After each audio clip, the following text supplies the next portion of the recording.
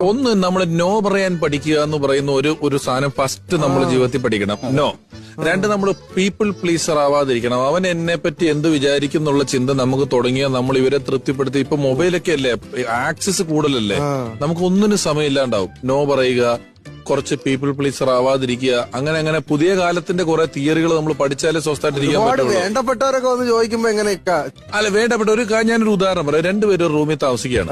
ഞാനും എന്റെ ഒരു സുഹൃത്തും, നീയും നിന്റെ ഒരു സുഹൃത്തും റൂമിൽ താമസിക്കുന്നു. നീ വളരെ കഷ്ടപ്പെട്ട് രാവിലെ കൃത്യമായിട്ടൊരു നേരത്തെ എണീറ്റ് അല്പസമയം അങ്ങനെ ജോലി ചെയ്യുന്നു, അത് കഴിഞ്ഞ് വേറെ ജോലി ചെയ്യുന്നു, വളരെ എയിം വെച്ച് സമ്പാദിച്ച് സേവ് ചെയ്ത് പോകുന്നു.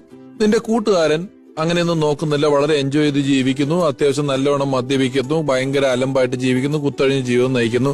ഒരു 3 വർഷം കഴിഞ്ഞപ്പോൾ നിന്റെ കയ്യിൽ സേവ് ചെയ്ത് ഒരു 2-2.5 ലക്ഷം രൂപയാകുകയും ചെയ്തു. അവൻ കള്ളു കുടിച്ചു പോയി വണ്ടി ഇടിച്ച് വീണിട്ട് ആശുപത്രിയിലായിട്ടടാ.